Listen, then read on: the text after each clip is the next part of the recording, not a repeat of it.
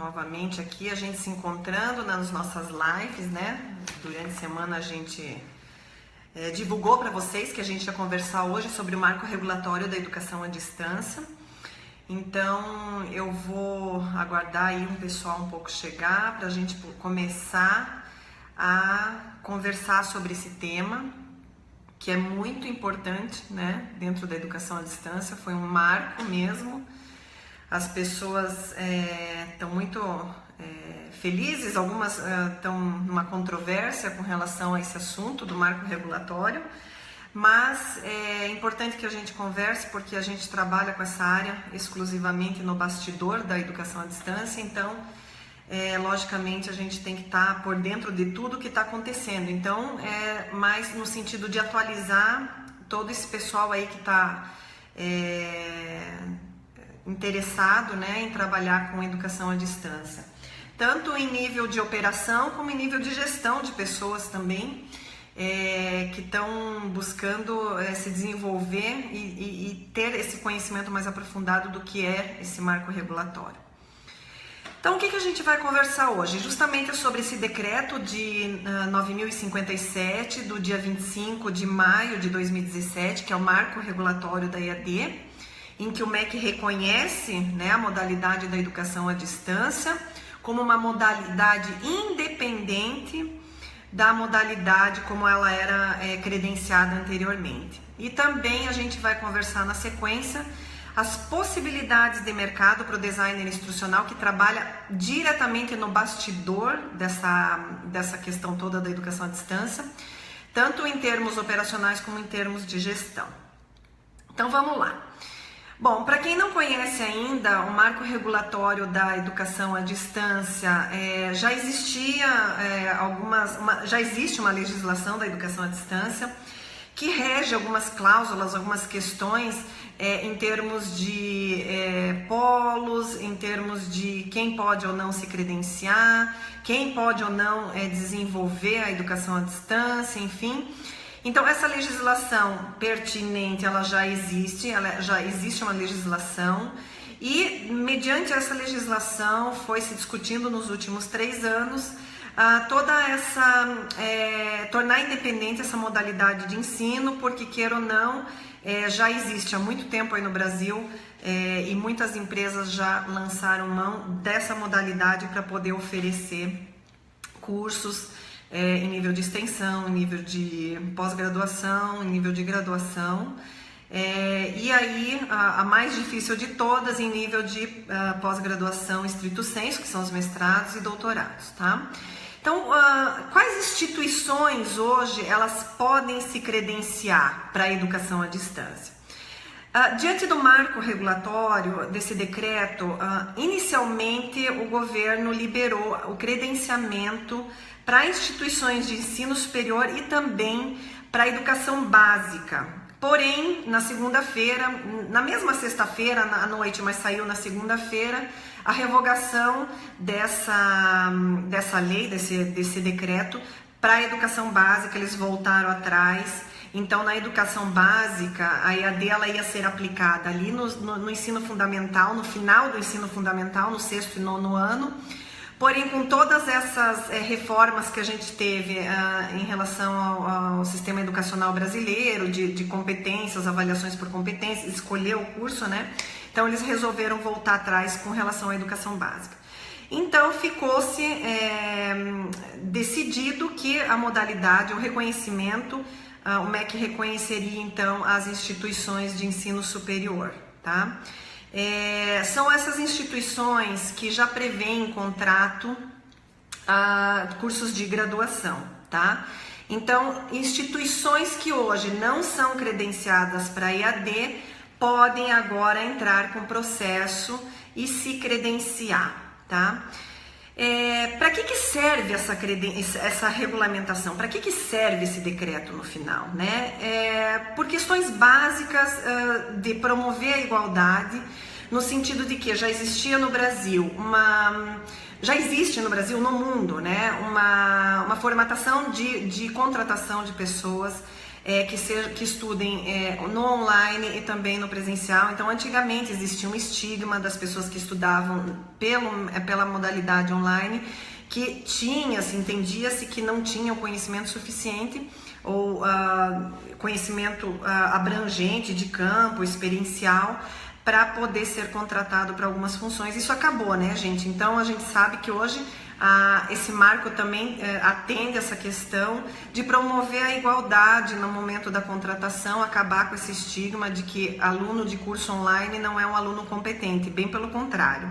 Ele tende a ser mais competente porque ele se cobra muito mais num modo de ensino autoinstrucional em que ele tem que ter uma questão de automotivação maior. Então, essa regulamentação serve para promover essa questão da igualdade. Ela acaba um pouco com aquela questão do cartel da educação à distância. Nós sabemos que hoje no Brasil, neste exato momento, são 5 grandes grupos educacionais que detêm 72% do ensino online. É muita coisa para pouca instituição.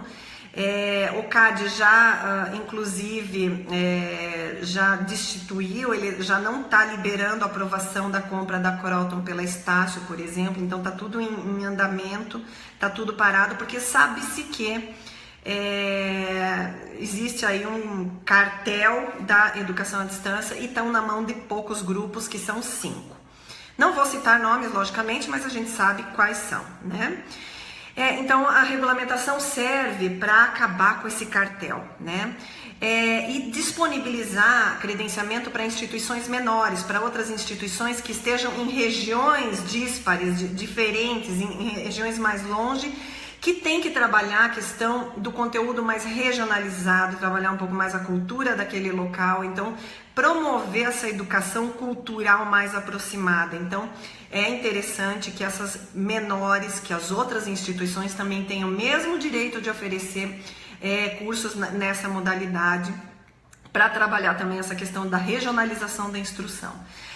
A gente promover a educação, logicamente, como toda a ação do MEC tem essa questão de promover a educação para todos. De certa forma, a educação à distância, ela consegue acessibilizar o acesso, flexibilizar a questão de horário, tempo e também a questão do bolso financeiro, né? Então, ele flexibiliza, ele torna o curso um pouco mais em conta por uma série de questões que não vem ao caso, não vou repetir novamente, mas o aluno deixa de pagar, por exemplo, uma gasolina para ir até a instituição, enfim, ele consegue, depois do trabalho, chegar em casa. Então, ele promove toda essa questão, ele acaba custando menos também, né? Então, ele promove a educação para todos. E serve também a regulamentação, o reconhecimento aí para desburocratizar o sistema de autorização de polo e credenciamento dessas instituições, tá? Existia antes, como é que funcionava antes o credenciamento? Antes, o respaldo do credenciamento era feito mediante a modalidade presencial. Uma instituição, ela pedia o credenciamento à distância se ela já tinha toda aquela questão dos cursos presenciais. Ele só podia pedir credenciamento para EAD se ele já tivesse, se já tiver a oferta do curso de graduação. Então, hoje isso mudou, acabou, não é mais assim. Então, hoje a modalidade, ela torna-se independente da modalidade presencial e as pessoas podem credenciar as suas instituições 100% à distância. Mas professora, eu vou precisar ter cursos de graduação? Sim, existem alguns pré-requisitos necessários para que a instituição seja credenciada e o processo de credenciamento ele continua igual, né? Ou seja, você vai solicitar o credenciamento, a visita de uma comissão avaliadora do MEC vem à sua instituição e analisa uma série de critérios que eles chamam de conceito preliminar de curso, que é um critério de avaliação que chama CPC, que é conceito preliminar de curso, onde eles vão analisar a titulação dos professores, toda a questão da infraestrutura da instituição, o quadro de docentes, o desempenho dos alunos, né, com a respeito da graduação, como era antes presencial, e também toda a questão dos recursos didáticos, que é onde eu quero falar com vocês ali mais adiante. Então, assim, credenciamento anteriormente ele era feito respaldado no presencial e hoje ele é feito diretamente para a modalidade à distância, onde a instituição ela tem que ter, tem que ser instituição de ensino superior prevista em objeto contratual, tá? E ela tem que ter ali a oferta de cursos de graduação e pós-graduação até o nível lato sensu, tá? Nível de extensão, então isso tudo vai sendo pedido pelo MEC e vai sendo atualizado durante o decorrer do tempo em que ele estiver credenciado. O credenciamento, ele dura 5 anos e ao final desse tempo a instituição se recredencia novamente, tá? As notas de desempenho, logicamente, são importantes na hora do credenciamento, da avaliação dessa banca. A nota vai de 1 a 5 e essa nota é dada sob aqueles critérios da titulação dos professores, o quadro de docentes, a avaliação dos próprios alunos, do conteúdo e recurso que a instituição disponibiliza. Como é que vai ficar esse critério de avaliação depois que, agora com essa nova marco regulatório, né? Com questão, a titulação do professor continua a mesma, a quantidade de docentes também vai continuar a mesma, tá? O desempenho dos alunos, que é dado no ENAD, ele vai sendo utilizado também para critério de qualidade da formação que você vai oferecer. E os recursos, como é que vai acontecer a avaliação de um recurso e do material didático para a educação à distância? Bom, a gente sabe que são os ambientes virtuais de aprendizagem, as avaliações voltadas à docência e virtual, né? A docência virtual e as avaliações dos alunos virtuais, que é diferente da modalidade presencial, né? Isso inclui aí polos e laboratórios. E também os conteúdos interativos. Então, os conteúdos eles vão ter que ser mais interativos, os polos que hoje são determinados pelo MEC, a instituição de educação à distância, ela mesma vai poder também determinar quem são os polos, poderá ser feito na sua própria instituição ou numa instituição de terceiro, desde que a entidade PJ conveniada com essa instituição de ensino superior que esteja se credenciando também tenha previsto no contrato preferencialmente que seja uma instituição de ensino, porém não obrigatório, né? Então é interessante que essa questão do polo ainda vai ser regulamentada, ela está em discussão ainda, mas a priori com esse novo decreto as instituições de ensino superior que estão se credenciando agora para a educação à distância vão poder optar por esses polos, tá? Então é dessa forma que ocorre o credenciamento, tá? Eu quero ressaltar alguns pontos que um professor, a gente colocou inclusive no blog, que um professor analisou o teor desse decreto, fez uma interpretação e eu vou repassar alguns pontos que eu acho interessante compartilhar com vocês aqui, que algumas questões que envolvem as parcerias de instituições menores com essas instituições que vão se credenciar agora para a educação à distância. Legitima-se a parceria agora de pequenas instituições de treinamento, empresas de treinamento, legitima-se a parceria entre essas instituições menores e essas que estão se credenciando, no sentido de que você pode oferecer, vender, enfim, o portfólio de curso dessas instituições que estão se credenciando, de modo a oferecer esse portfólio e também fazer parte como polo dessa instituição, porque essa própria instituição é que vai determinar quem vão ser os polos daqui para frente. Então você pode se tornar um polo de uma instituição dessa e também legitima-se essa questão, né, de parceria com outras instituições que até então estavam um pouco não bem explicadas, né? Não havia um entendimento dessas parcerias, dessas menores com essas instituições credenciadas, como ocorre, por exemplo, aqui conosco, com o IBEDIN. A gente tem um credenciamento, a gente tem um contrato, um convênio, uma parceria com uma instituição de ensino superior que é credenciada para o MEC e a gente vende os nossos cursos de pós-graduação através da certificação dessas instituições, tá? Então, inclusive quem tiver online agora aqui, Eu estou passando não só o link, né, do documento na íntegra para vocês olharem sobre essa documentação da regulamentação, como também a gente vai deixar um cupom para quem tiver interesse em se inscrever nos nossos cursos de pós-graduação, que é praticamente 50% de desconto, então o cupom vai ficar ativo até 23 horas de hoje à noite, tá? Vai estar escrito aqui na nossa conversa. Outro ponto que eu quero ressaltar, que é importante dessa questão do credenciamento, é que as instituições de ensino superior poderão se credenciar exclusivamente para ministrar cursos online. O que isso quer dizer? Elas poderão ser 100% à distância, tá? Mas eu tive bastante gente me contatando nesses 2, 3 dias aí, perguntando como é que ficaria o ensino híbrido. Porque, queira ou não, a gente tem aí alguns cursos que impossibilitam a modalidade EAD atender, como no caso os cursos da área da saúde, que exigem laboratórios, que exigem manipulação de peças, até corpos, enfim, que impossibilitam a instituição credenciar exclusivamente para EAD. Vão acabar os cursos híbridos? Não.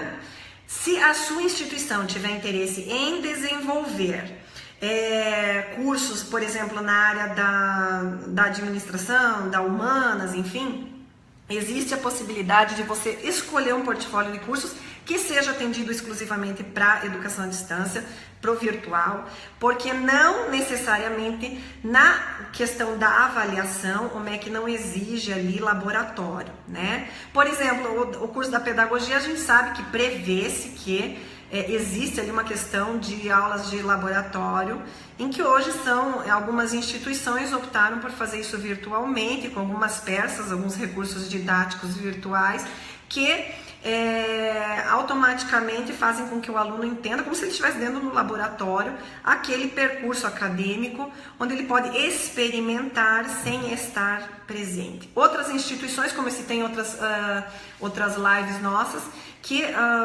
diferenciam-se, que nem o caso aqui do Paraná, uma grande instituição de ensino, disponibiliza alguns kits para os cursos de engenharia, para eles testarem algumas questões de engenharia em casa. Então eles recebem esse kit e, inclusive, já tivemos até a notícia de que alguns alunos da área de engenharia dessa mesma instituição que faziam no presencial optaram por fazer online, porque queriam receber o kit, né? Então é interessante que isso é uma forma de você trabalhar um recurso sem usar um laboratório. Isso está diretamente ligado na operação do designer instrucional com relação a recurso que nós vamos falar adiante. Então as instituições elas podem se credenciar 100% EAD, lembrando que há alguns casos de alguns cursos, como é o caso da área da saúde e outros cursos, que exigem ainda a questão dos laboratórios e também da presença nos polos, tá? O que isso quer dizer? Algumas instituições que estão para se credenciar para a educação à distância, além de dizerem onde vão ser os polos, né? É claro que eles vão apresentar para o MEC vai fazer ou não uma aprovação desse polo, e é nesses polos que vão ocorrer essas aulas semipresenciais. A regulamentação do polo, como eu falei, está para sair uma regulamentação nova, daqui um mês, 2 para frente a gente vai ter novidades, a gente vai fazer uma live também. Que a questão do polo vai mudar muito com essa regulamentação, tá? A forma como se trabalha hoje os encontros presenciais vai mudar no sentido de alguns cursos vão precisar e não, e outros laboratórios virtuais poderão ser utilizados. Olha que bacana, gente. Quem hoje tiver possibilidade de começar a investir em laboratórios virtuais, peças virtuais, comece a buscar e se desenvolver, porque com certeza vai ser muito requerido, né? Então, assim, outra questão que eu quero trabalhar com vocês, que eu quero ressaltar, é a questão eu vou até dar um exemplo, a questão a Pearson fez uma parceria com a Microsoft, e para alguns cursos de saúde, eles já estão utilizando realidade virtual. Inclusive saiu hoje, vocês podem acessar o site lá da Pearson, vocês vão ver lá que aqui no Brasil já estão desenvolvendo para 2 grandes empresas na área da saúde essas peças virtuais relacionadas a esse material aí. Então, é interessante que vocês busquem saber mais sobre essas questões virtuais para a gente pensar futuramente em transpor o laboratório presencial, o polo presencial para totalmente virtual. Porque a ideia é, se já podem existir instituições de ensino superior totalmente online, com certeza totalmente online quer dizer que os laboratórios também tendem a ser totalmente online, né? Encontro presencial realizado na sede da credenciada ou em polos por ela indicados, tem que passar necessariamente pela autorização do MEC. Então, depois que você tem um polo já autorizado, é só você ir mantendo o MEC atualizado sobre endereço, se mudou o endereço ou não, enfim. Ou se cancelou o polo, cancelou a parceria com alguma instituição, o MEC tem que estar sempre atualizado. Instituições de ensino que são do governo, por exemplo, institutos federais, o Sistema S, já tem a possibilidade de se credenciar automaticamente para a educação à distância, porque já são empresas federais em nível federal, então é só eles entrarem com agora pedido de cursos, indicando para o MEC que agora outros cursos, novos cursos que vierem a desenvolver, estão sendo automaticamente credenciados. Então eles recebem, nesse caso das empresas federais, elas só fazem, informam o MEC, né? Elas não têm que entrar com processo de credenciamento, tá? Empresas que estão interessadas em buscar esse credenciamento, a gente já percebeu um movimento de uns 2, 3 meses para cá, que as empresas elas já estão se mexendo.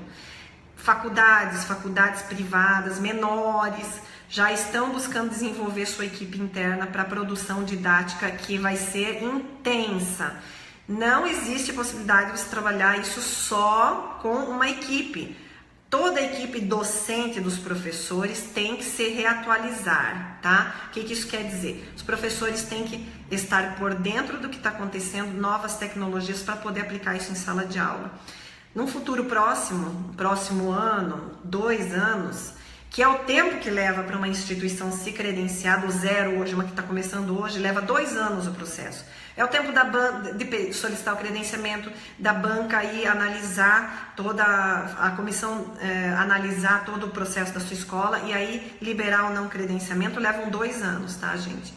É o tempo que você tem para, nesse meio tempo, já desenvolver toda a sua equipe docente atrelada à tecnologia educacional. É um enorme de um desafio, porque o professor ele ainda é muito reticente, ele já é muito cobrado, então ele precisa ter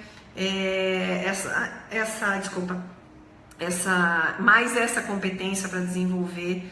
Aí a gente vai perceber aí muita gente que fica, muita gente que cai fora, porque realmente a produção vai se tornar intensa. Olha, a produção didática presencial de um recurso, de um material presencial para a modalidade presencial não é a mesma de um recurso para a modalidade online. O que isso quer dizer? Para você transpor um material didático para o online, é necessário competências específicas, principalmente atreladas ao desenho instrucional, tá?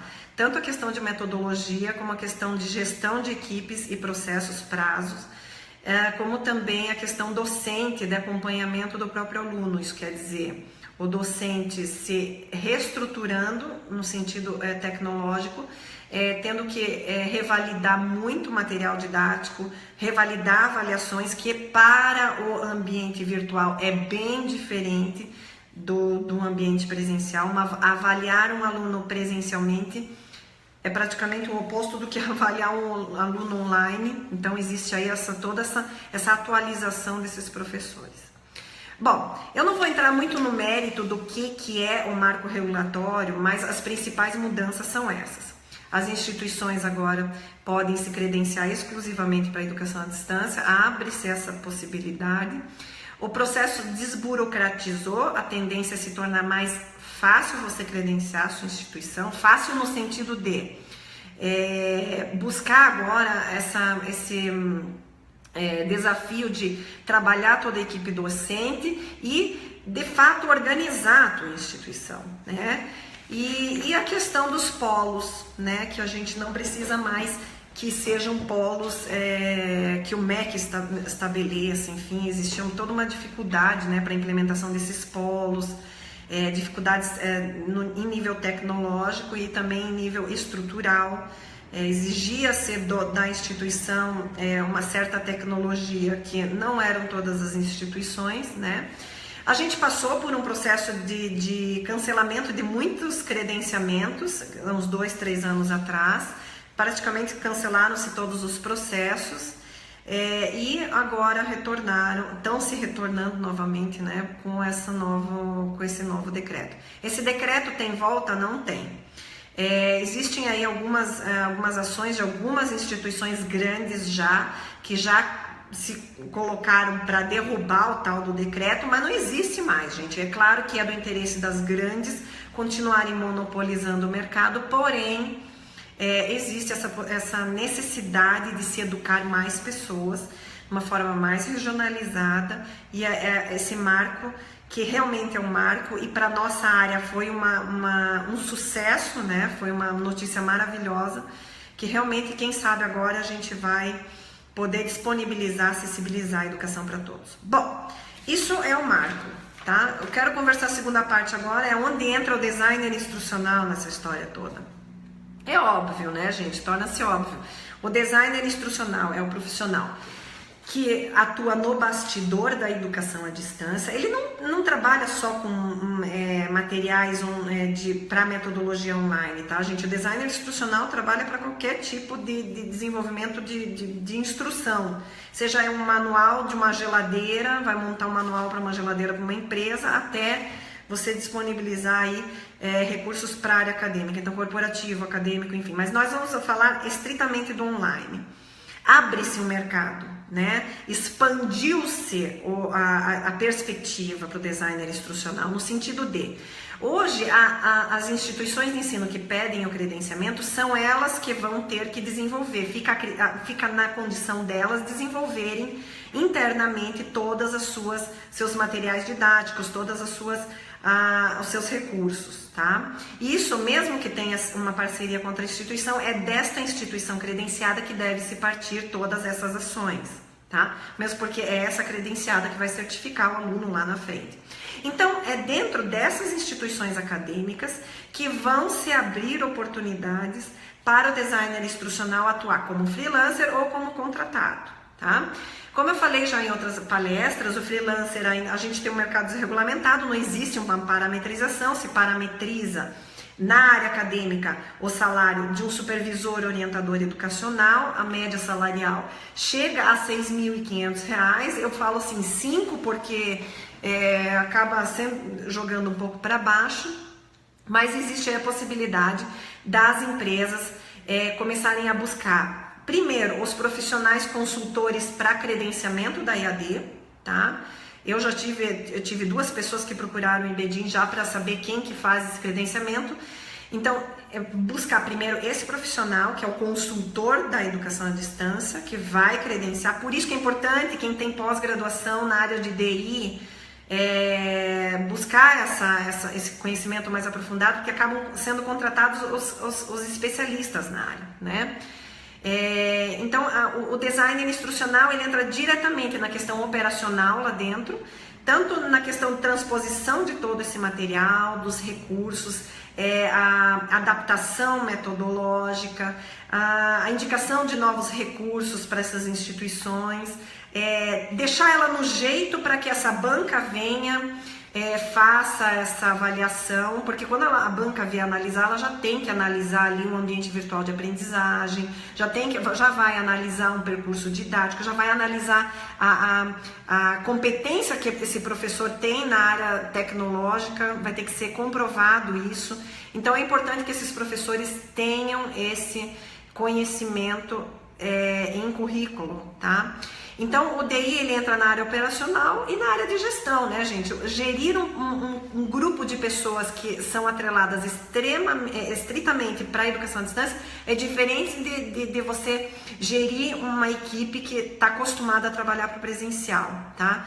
Então, assim, é importante que você, como designer, entenda que Existe toda essa questão da transposição do material para essa metodologia, preparação desses ambientes virtuais de aprendizagem, ingresso de novos recursos tecnológicos que podem ou não vir a substituir o uso de laboratórios, readequação desse conteúdo em termos de linguagem, criação desses kits acadêmicos, como eu falei, dessa universidade aqui no Paraná, que no curso de engenharia, para não usar laboratórios, eles disponibilizam esse kit para os cursos, para os engenheiros, futuros engenheiros. Então é o designer instrucional que tem que criar esses kits acadêmicos, né? Toda a questão que envolve escopo de projeto, prazo, a instituição vai perguntar para você quanto tempo eu tenho esse curso online para eu já poder trazer o MEC para avaliar. Então é hoje isso, gente, é agora, tá? As instituições estão buscando esses profissionais, né?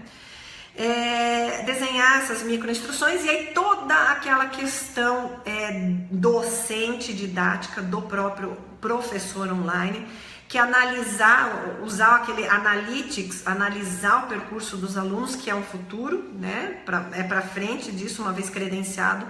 Vai haver aí o pedido do MEC de alguns indicadores de desempenho dos alunos, que no online funciona diferente do presencial. Então, vocês vão precisar usar o analytics, analisar dados de instrução desses alunos, como é que eles estão no percurso didático. Desenhar percursos mais persuasivos, gente, falou em educação à distância, virtual, os alunos, eles são persuadidos a uma instrução. E o ensino ele é muito mais personalizado do que um ensino presencial para todos, né? O online ele exige uma maior personalização desse material, desse percurso didático, e essa adaptação também vai ter que ser feita por esses profissionais, por esses professores e também os designers instrucionais. Então, pessoal, é isso que eu tinha para falar com vocês hoje.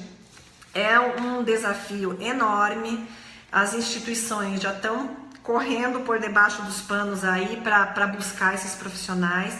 E com certeza, olha, eu não tenho dúvida nenhuma, o mercado, eu li essa semana aí num desses grupos aí que a gente participa, que o profissional de EAD é tão amplo. Não é amplo, gente, ele é extensivo, é enorme, o mercado é enorme, e realmente quem tem aquele, como eu falei semana passada, um portfólio digital bom, que inclusive nos nossos cursos a gente ensina, né? É importante que o aluno já saia com esse portfólio debaixo do braço já para poder oferecer os seus trabalhos. Então, instituições de ensino, que bom que isso aconteceu, que bom que esse decreto está aí e que seja para tornar outras instituições igualitárias com esse cartel que existe hoje no nosso mercado, onde apenas 5 grupos detêm 72% do ensino online nas mãos, né? A gente sabe que tem muito mais gente que pode ganhar também com isso e que também pode oferecer um ensino de qualidade regionalizado para aquela cultura daquela região de uma maneira muito mais eficaz, né? Então tá aí, tá lançado o desafio, o decreto tá aí, não volta atrás, então é para isso que existe essa questão toda do bastidor do EAD, que agora, a partir de agora, a gente vai começar a atuar de verdade. O que antes era um sonho, hoje tornou-se realidade. Então, pessoal, o cupom aí vai ficar disponível, é praticamente 50% de desconto, é R$ 1.200 que você vai pagar na pós-graduação, dá para fazer em 12 vezes de R$100. Vai ficar até às meia-noite hoje o cupom ativo, tá aí, o cupom é LIVE30. Então vocês acessem o site, procurem o curso de pós-graduação que vocês têm interesse e vai lá e faz inscrição e usa o cupom. Clica lá, põe o cupom, clica em usar cupom, espera a página recarregar com desconto e aí vocês começam a pós, que vai começar segunda-feira, turma confirmada. Espero que vocês tenham gostado. Assim que sair uma regulamentação do polo, a gente vai voltar a conversar sobre esse decreto. E durante a semana aí a gente está à disposição via WhatsApp e via Skype também, para tirar todas as dúvidas de vocês, tá bom? Obrigada pela participação de todos e ficamos à disposição. Até mais!